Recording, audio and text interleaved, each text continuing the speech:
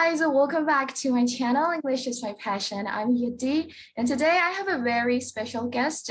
He is Robert from Robert Teaches English. So actually, I've been really forward to this day, and I'm just so excited about this.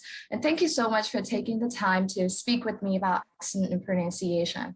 So before we dive in, can you please introduce yourself to our people? Yeah, sure. Like Yadi said, I'm Robert from Robert Teaches English.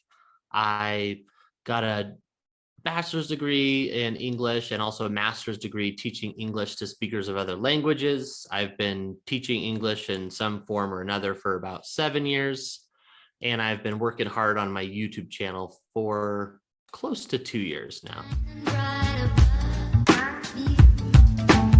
I have a bunch of questions for Robert and generally about accent and pronunciation. Firstly, let's talk about the difference between accent and pronunciation, because I remember that I think months ago I searched Google for it, but I didn't get a clear and satisfying answer. It seems to me that they are pretty much the same because the way you pronounce causes a particular accent, but it's still confusing. So I need someone like you to help me figure it out. So can you please explain the difference between accent and pronunciation? Well, I will give you my take on it. Like you said, like if you search Google, you're going to end up with several different answers because there's different ways to interpret it. And I'm curious to know what your opinion is regarding the difference. But from my perspective, I'll look at it 3 different ways. So in general, I would say the difference is if it's intelligible, but it doesn't sound, how it's supposed to sound, quote unquote, then you're dealing with an accent. But if you have improper pronunciation, people won't understand what you're saying. So that's the general, like big picture, my opinion of it. More specifically, I think it really has to do with consistency. So if you consistently pronounce phonemes a certain way, as long as you know what phoneme you're aiming for, then that would be an accent rather than I don't even know what phoneme I'm supposed to use for this word. An example, let me think. Okay. Is it all right if I share my screen? Sure. Wait, I'll Okay, let you. yeah, I've got a couple different examples here. So, for example, on the left here, we have several words. All of them have O-U-G-H. Do you know what all these words sound like? Yeah, I know, but I'm not sure Bough, but apart from that, I know all of them. Yeah, do me a favor. Go ahead and let's read off the words. I'll do this one in a minute, but I just want to point something interesting out. Sure. So I have to read the words out loud like that? Yeah, go ahead and read them out. Except for this one. Yeah. Thought, though, through, cough. Okay, so you are using correct pronunciation because even though we have O-U-G-H in all these words, it's making a different sound. Here, you said thought. We need the ah sound. That's the phoneme we're aiming for. So let's say that you have an accent and every time you're supposed to say the ah sound, you say ah instead. So that someone might say thought, but they're still aiming for ah. So that would be an example of having an accent rather than mispronouncing something. This, by the way, is bow. So I've got a video. Right? Like cough, like bow. Is it the same? I know. I have a video about this where O-U-G-H has all these different sounds. And if you think about the fact that O-U-G-H can make all these different sounds, you could come up with some really funny spellings of things. A more practical example and more realistic would be a lot of native Spanish speakers who are learning English. They have trouble pronouncing the short I sound. Let me grab this tool. So what's this word here? Yeah, Yadi. I hope I'm saying your name right. Speaking of pronunciation, hit. Yeah. So what about this word here? Heat. Good. So a lot of native Spanish speakers have a hard time pronouncing the short I sound. They'll pronounce it like E. So they'll say both of these words in the same way. They'll say heat, heat. Again, because they're consistently pronouncing the short I sound as E, it's an accent, and people don't have trouble understanding. You just have to kind of go off of the context. If they're using, you know, the verb hit and they say, I'm going to heat the ball, you don't think that it's going to be, I'm going to heat the ball, because it just doesn't make sense. So that would be a more specific example, I guess, of accent versus pronunciation. Two more examples, and then I'll leave you be here. So this one, I'm curious, because this seems to be one that a lot of non-native speakers have trouble with. How would you pronounce this one? Close, like close the door, close. Awesome. Yeah. So clearly, you know your stuff. I've worked with a lot of Chinese speakers, and there seems to be a misconception, especially amongst Chinese learners, that this is clothis, which makes sense because normally if we have an unvoiced sound, we're going to have S, right? But here, it's supposed to be clothes. If somebody, a lot of native speakers will say, it's supposed to be clothes. But as you said, it's clothes, like close the door. Nobody says clothes unless you're trying to sound fancy. And then the last one, I used to teach Chinese children, and a lot of them would mispronounce this. This is the word hour. They would mispronounce it as another word that's not very appropriate. You might be able to guess the word. I'm not going to say it, but so that's my take on pronunciation versus accent. Wow, it's pretty clear. It's just literally, you just literally sort it out. For example, in our native language, if we don't have a particular sound, like that English sound, and then we replace it with something that is close to the sound in our native language, which is really common in Myanmar, like TH, the sound. We have TH, but we don't put our tongue out, like we don't put it here between the teeth. Yeah, they don't do that, like, because I don't know, they're shy, to put their tongue out. And instead of saying, for example, HEALTH, instead of saying health, like they say health, Yeah. They say growth, like they change it into T, that is a little bit similar in our native language. Yeah, that makes sense, actually. Cool. I'm glad that makes sense to you. What was your take? Because you were talking about searching Google and stuff, but from your perspective, what would be the difference between accent versus pronunciation? Accent versus pronunciation. Accent, I think it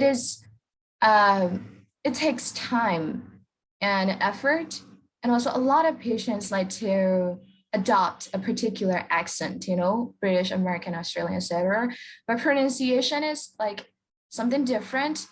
You, even though you have like an accent, you still have a good pronunciation, like you can still acquire it. And I think when you have clear pronunciation, you don't even have to worry about your accent anymore, because that's the key point, the bottom line of the of communication in English, I mean. It's interesting you brought up, like a British accent versus an American accent or an Australian accent for that matter. And that was something I did want to mention.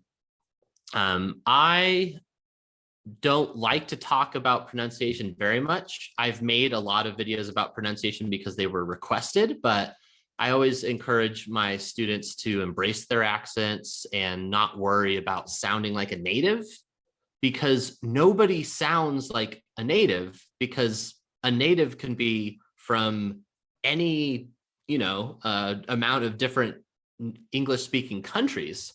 Matter of fact, the majority of English speakers are non-native speakers. 75% of people who speak English aren't native speakers. So the language belongs to you as a learner.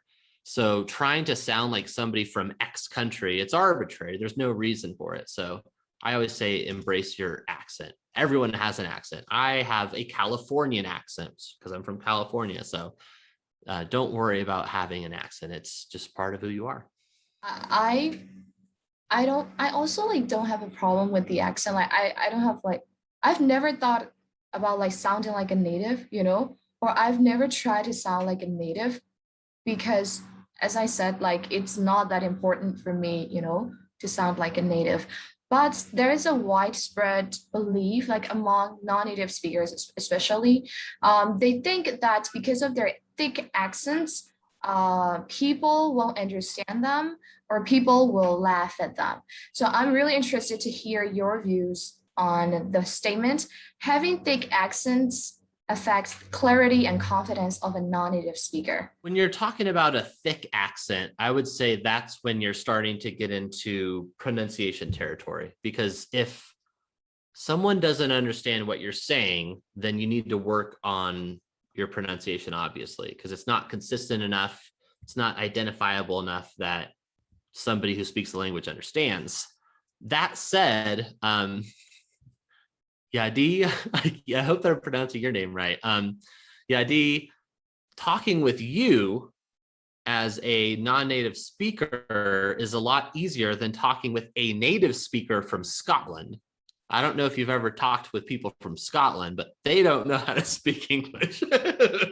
No, they do, but their accent is so thick to people from North America that it's really difficult to understand. So you have to keep in mind that even though you might have like a thick accent, it might be easier for me to understand than somebody who's from an English speaking country. So For me, like I find I don't know, Irish accent difficult to understand, you know.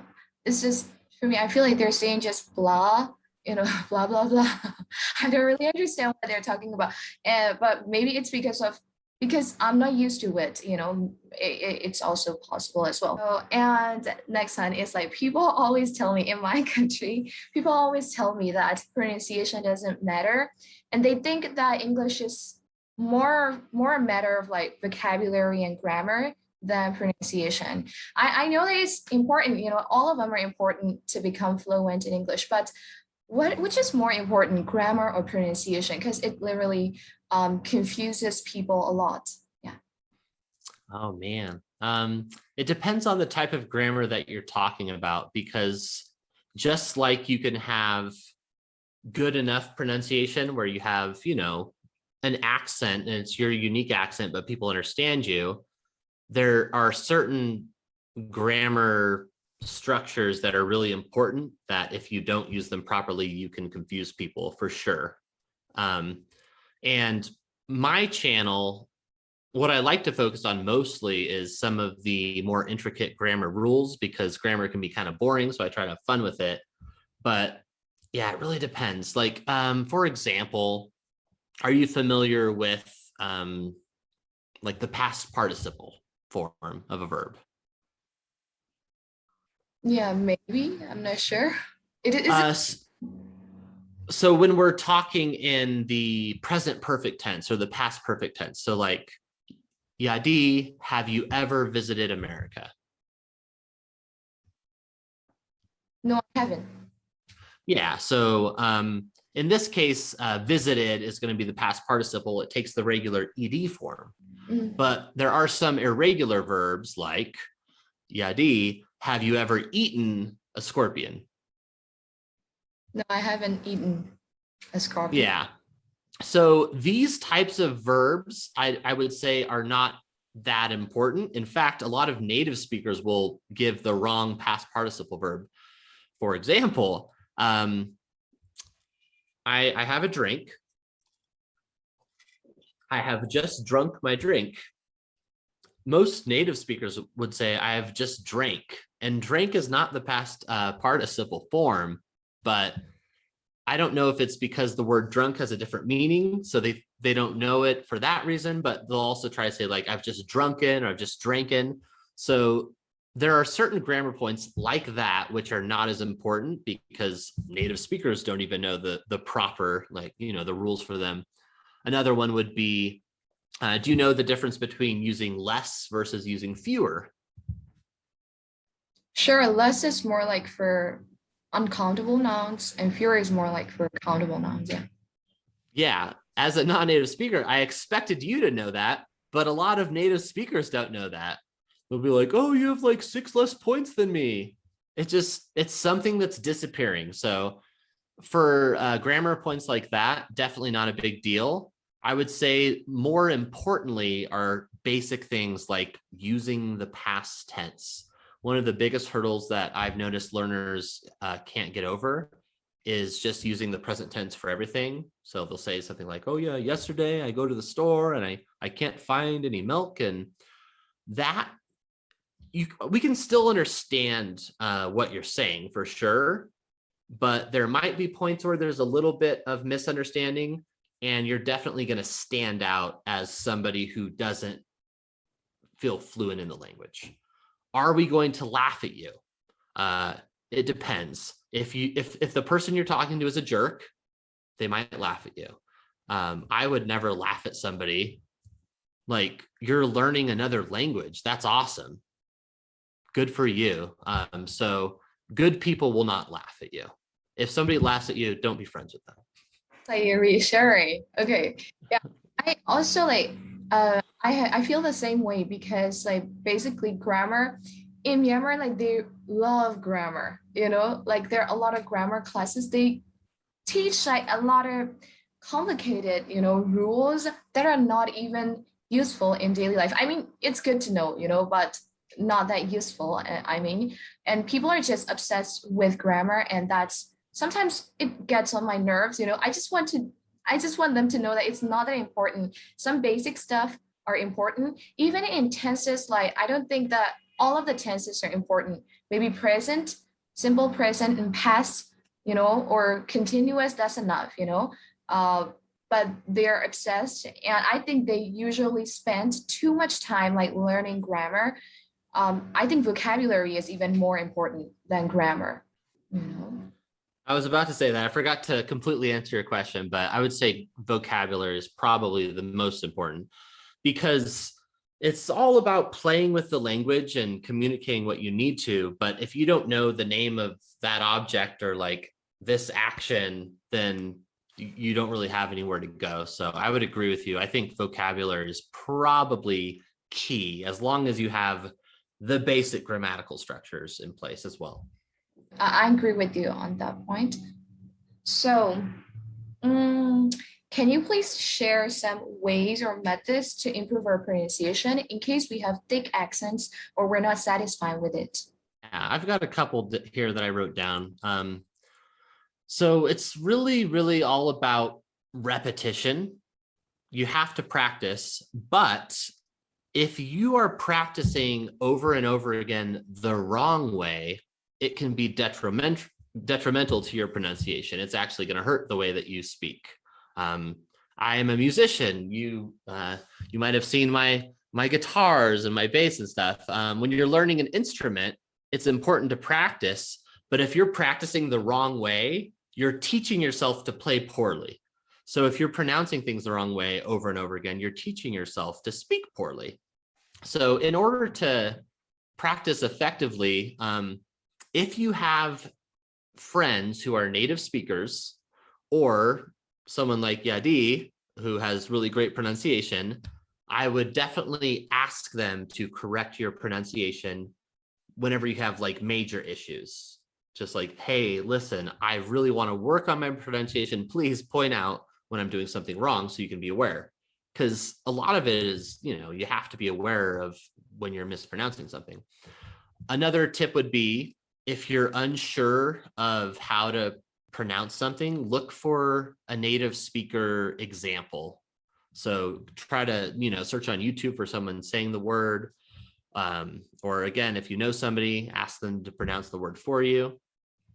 And if you really, really want to get like working on pronouncing everything correctly, I would definitely just work on breaking down all of the 44 phonemes. If we're talking about like North American English, typically it's understood that there's 44 phonemes. I'll give myself a quick shout out here. I do have a playlist here, the 44 sounds of English. So if you're looking to have like that American accent, you can come check out my playlist where I pronounce literally every sound that we use. So those are my general tips. Very useful. Like, I think we should definitely check this playlist out, you guys. Uh, actually, I was clear, but I wasn't satisfied with myself, because especially for example, like as in father, like we don't say father, like we just say maybe father, father, like, and sometimes, especially what really is confusing is, for example, cat versus cut, or like, and there are some kind of minimal pairs that we need to work on, and I don't really think that we might understand, or we don't, I didn't even know that they existed, and that's what we have to, sometimes we need to learn, like we need to take a course, or sometimes we need like someone to train us or to kind of, how can you say, to guide us, through like English pronunciation, I suppose. Yeah. You're talking about cat versus cut, like I cut myself. Mhm. Yeah. Oh, cool. That's interesting. I never thought of those two phonemes and like how close they are, but like the and the sound. Very Yeah. cool.